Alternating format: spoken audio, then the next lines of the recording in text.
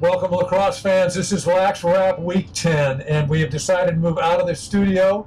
We're in the car. It's a road trip, and before I go any further, Chief there, Chopper here, and we've got our executive producer in from Costa Rica, Mark Haddad, the long man, and we've also got Chris Jewett, Bosco coach and fellow posse member, in the car with us. We decided we were going to do this show from the car for two reasons. One, we've got a lot of out-of-town viewers, and we figured we'd give you a chance to navigate the SoCal freeways during rush hour. We are currently on the 405 freeway, which is also known as the world's largest parking lot. And second of all, the Chief said he's only good at two things. He said he's good at coaching lacrosse, and he's a good driver. So we're going to put that second skill to the test. Chief, you good? This is great. Got my boys in town. We're good. All right, we're on our way to the LA final games, girls game between Redondo and Palos Verdes, and then the boys game between Loyola and Palos Verdes. Both of these games are rematches of regular season games. We'll tell you all about that, but we'll be streaming those games, having big fun. So it's a road trip. So, Chief, there's a question of how we got here, like in the car. We'll get to that later. Yep. How did we get here into a finals between Palos Verdes and Loyola on the boys' side? Well, the seeding committee called it correctly. All 16 seeds held up to the seed. When does that happen? We had, PV, Loyola 1 and 2 in the finals. Both teams handled it with two ease. beat 3 and 1 beat 4 in the semis. Yep. So, yeah. And, games I called, I talked about Bosco, Maricosta. I thought one of those teams would be a higher seed upsetting the other. It's probably the best game of the tournament. You had Bosco losing in double overtime, Costa coming out on top. Great, fun game to watch. So, good season for Bosco. Jewett, nice season, buddy. Thank you, appreciate it. And his face-off guy proved me wrong, and there's a team that won all the face-offs and lost the game. So I got to get off my pulpit and leave that for the next year. And we'll see what happens. And also in the Division II bracket, you have 1 versus 2. You have Brentwood holding seed and Palisades holding seed, so they'll play for the D2 finals tomorrow. And congratulations to Brentwood. I think it's their first trip to the championship game. And actually, that game's Friday, I think, Friday evening. So. Yep, and huge. That team is so much improved. They're so well coached. They got guys doing the right things. We lost to them yesterday, and what was a competitive game. So feel good about the game. Not good about losing, but hats off to Brentwood. Well, we all had our say, and the Chief is still driving in the fast lane, going slow motion, so we didn't listen to any of us about his driving. But we're going to have another caucus, and while we do, let's cut away and take a look at some of the playoff footage.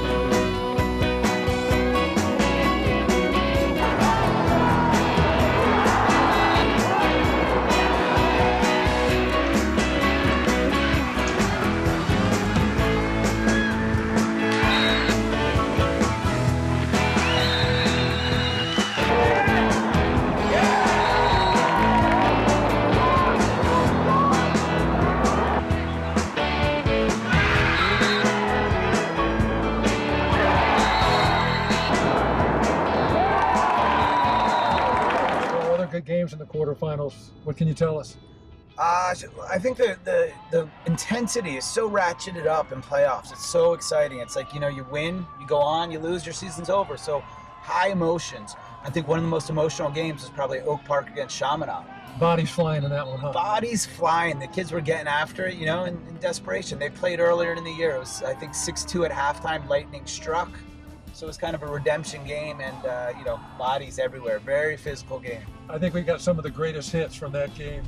So we got 3 backseat drivers, myself included, that all want to tell the chief how he's driving and how he should be driving. So while we're doing that, let's cut away to Lyndsey and see what she's got on the girl side. Thanks, Chopper and Chief, for the intro. I am on site at Westlake High School. This is where I get to coach every day with this beautiful view, and I love every second of it. So today's matchup, we have Redondo, which is seeded number 1, versus number 3 seed Palos Verdes. Now, coming into the game, leading in through the playoff series, they've had a really uncontested battle for the most part up until those semifinal games, where we unfortunately suffered a loss to Palos Verdes, and Redondo ended up beating Glendale. Now in this game tonight, you can see a lot of speed, a lot of really good stick work. Both teams have girls that are going on to play at the next level in college, whether it's D1, D3, or D2. And moving forward into this game, my prediction is that Redondo is going to come up with it based on what I've seen of us playing against Palos Verdes and Redondo playing, especially in the semifinal game. Their ball movement was on point, and with PV playing a zone, I think they're going to see a lot of opportunities right inside cage on top of those goalies. And now back to you, Chopper and Chief. All right, Lyndsey, thanks as always. And again, great season for you and your Westlake squad. Went all the way to the semifinals, lost a tough one to PV, but look forward to more information from you as we move throughout the rest of the playoffs. All right, everybody's behaving themselves right now. Traffic is slowed to a crawl. Let's cut away and take a look at some of the semifinal action from last weekend.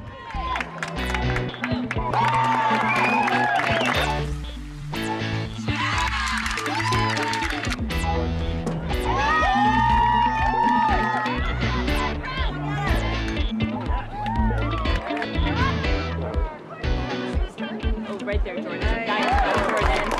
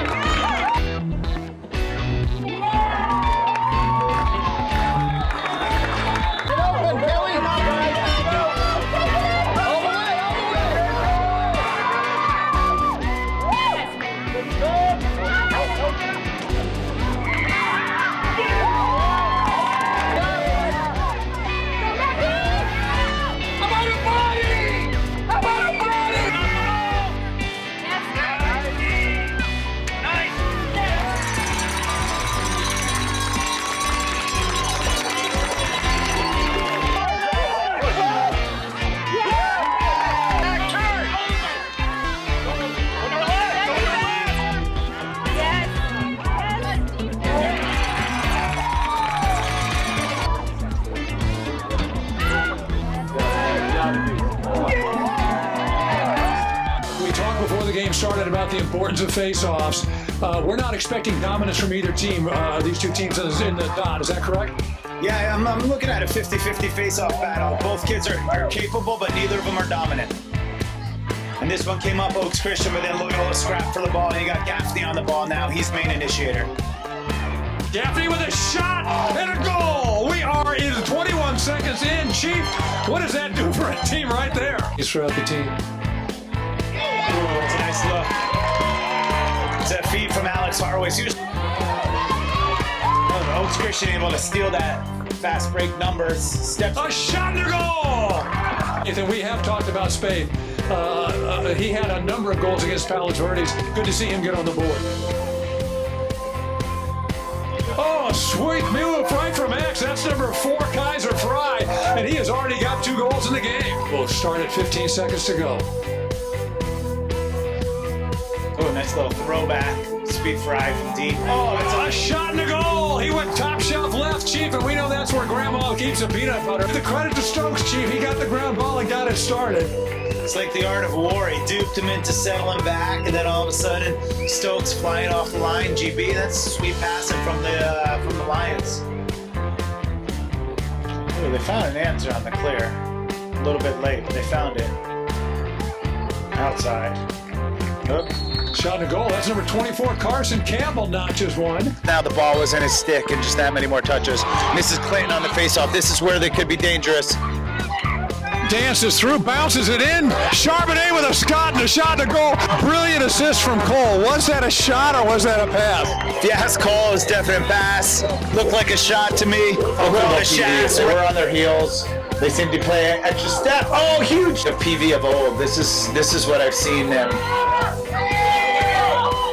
And that's right on schedule. Oh, what a great matchup. Swan and the Sultan. Here comes a double, but it's too big to double. And he finds the right skip. Jellison and hose. Oh, a shot to goal, cheap. You see the other goalie stick at the attack. They're doubling the ball with long. Well, of course, that was a disaster. Hunter saw the potato fly into left field. He came running home, and he was probably tagged out with the real baseball. And that is the third goal for Flosidon on a single dodge, and he will lay out for that one. Ooh. They both live in Palos Verdes. They both know the team well. There's a clean pick on the run. Oh, great save. Nice look. Nice handle. Oh, a shot to goal. Able to corral the ball. And you've got to move the ball against Palos Verdes. It just has not been fruitful to dodge these guys. So Daniels finds some room. A shot to goal. Chief, as soon as I said you can't dodge him, he dodged two. He went top shelf left, right where Grandma keeps the peanut butter. All right, so we could fail to get a consensus on should we or shouldn't we make a prediction on tonight's boys game, but Longman insists, and he is the executive producer. If we don't satisfy him, all of us will end up on the cutting room floor anyway. So, Chief, your position A. Wow. Who you picking? On a chopping block. I think it's going to be a tie score. It's going to get real dark, and I'm going to keep the predictions to myself in this game. Switzerland. What do you got, Chopper? PV. It's a tough one. Two great teams, great coaches, great players across the board. I think it's going to be really close. High scoring. I think he's going to get this one. Score? 15-13. 15-13. Goals. Longman. Two great goalies. First team to double digits wins. Thanks for not picking a team there, Longman. Great. I think whoever scores more goals will win. How's that? I think that's accurate. I said when PB was playing hard with Westlake, next goal wins it. And that was exactly right. PB got the next goal and they went on to win. But first team to double digits could be Loyola, could be PB. But whoever gets there first wins the game. So you got it here. We got one non-picker, one ambiguous picker, and two guys Picking willing PV. to go out on the limb with PV. I like it. Chief, you know it's my favorite time of the show. I'm glad we pulled up. We can take a look at these top 10 plays. You ready? I'm ready. Let's go. All right, let's do it. All right, coming in at number 10, let's start with a girls' semifinal game between Redondo in white, Glendale in red. Seahawks in possession. Let's listen to the call. That was a great feed. A give and go. She gave it to Hodges, who gave it back, and that was, you got a number? That was number 6, Addie Bass with the goal. Number 9. Here we go with Crespi in brown, and it starts with the high lob pass out to Ethan Taylor, who moves it ahead. He's going to find Jason Rosenberg. He's looking for just the right niche, and when he finds it, bingo, low to low, and the goalie never even saw that dart. It's another one for 24.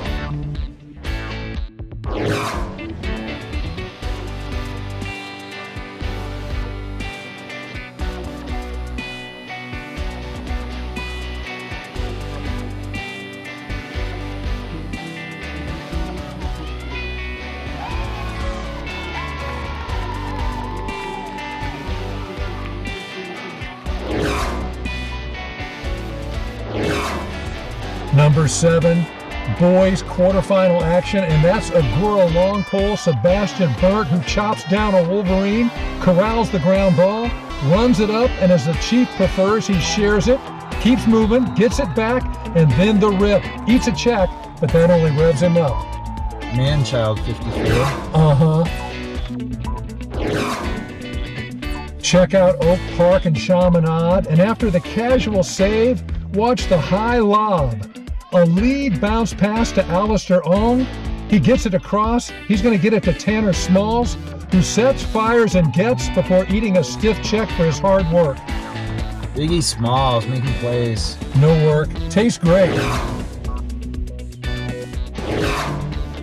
Next up, semifinal. Kate action. Rogers was a Loyola factor in and that Oaks BB Christian. game. Seems to like the Listen to contact. call. He's taking it like a man, right? Oh, Chief, let me tell you something. Initiated the contact, stepped inside, ate another check, and rammed it home. He just shook it off and kept going. And, you know, the guys that need to step up are right there, and that Rogers is one of them. So it's great to see the ball in his stick and going that hard. Number 4, let's take a look at Westlake in blue. And this is senior Will Lyman. We've called him out before. And watch the nifty footwork by a long pole. Tiptoe through the Lions for the score. That's one of 3 goals for him on the day.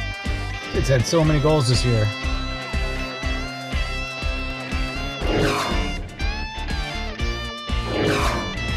All right, time to get a little love for Brentwood. This is sophomore Gage Dato, and he is sporting a ton of flow, more like a mane. So El Caballo is shifting left to right, creates his own space, and then the wicked score, followed by the gallop. Giddy up.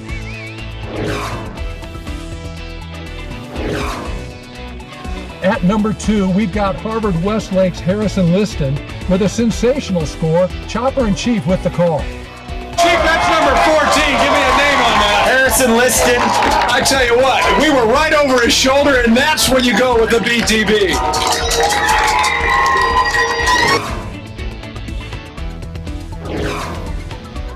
Finally, this week's top play, or should I say players.